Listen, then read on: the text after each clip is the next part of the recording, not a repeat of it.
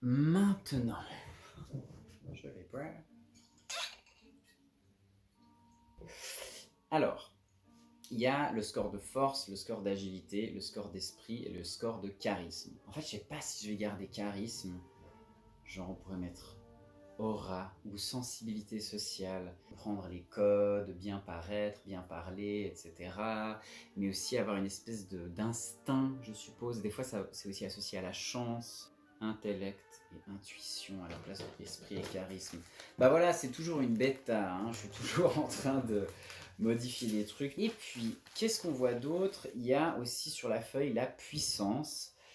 Ça, c'est les 4 caractéristiques précédentes, donc la force, l'agilité, l'intellect et l'intuition, additionnés ensemble, puis ce résultat divisé par 4 qui fait la puissance. On va voir plus tard à quoi sert la puissance, mais en gros, c'est votre capacité à faire la bagarre, puisque c'est un jeu de bagarre.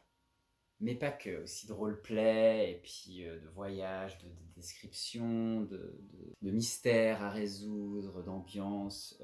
Je laisserai le soin à toutes les joueuses de me dire quel est le pourcentage de chaque composante du jeu de rôle qu'elles préfèrent le plus. Ensuite, le sang, c'est la santé ou la vitalité. C'est dérivé de la force en fait. Dans votre personnage, son nombre de points de force, c'est égal à son score de sang.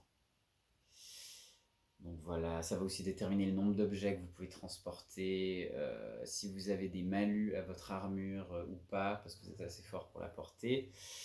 Le sang, voilà, en fait, à chaque fois que... je pourrais...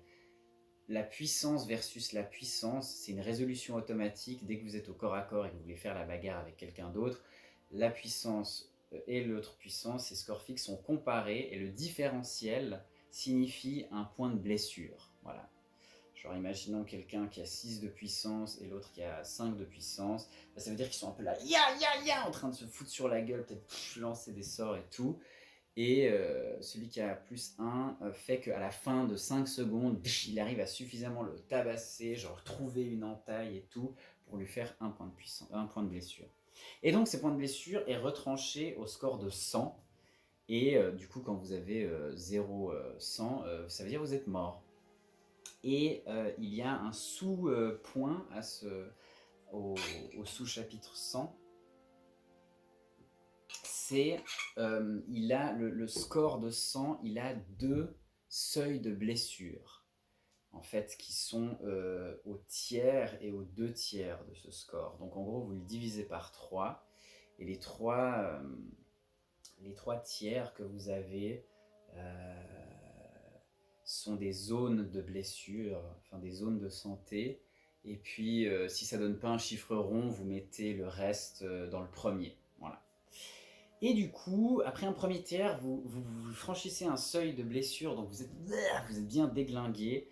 Et là, vous avez moins 2 de puissance. Voilà, moins 2 à toutes les caractéristiques et à votre puissance. Et puis, quand vous franchissez encore un tiers de votre santé, que vous arrivez aux 2 tiers, vous franchissez le deuxième seuil de blessure. Et quand vous le franchissez, ça veut dire que vous avez moins 4 de puissance. C'est cumulatif, hein, donc vous avez que moins 2 moins 4 en plus des moins 2, donc en fait vous en êtes à moins 6 de puissance. Ça veut dire que des fois, si vous avez genre 5 ou 6, ça veut dire que vous faites des échecs automatiques de tout ce que vous essayez de faire. Vous êtes par terre à faire un peu genre et à peine pouvoir bouger, etc.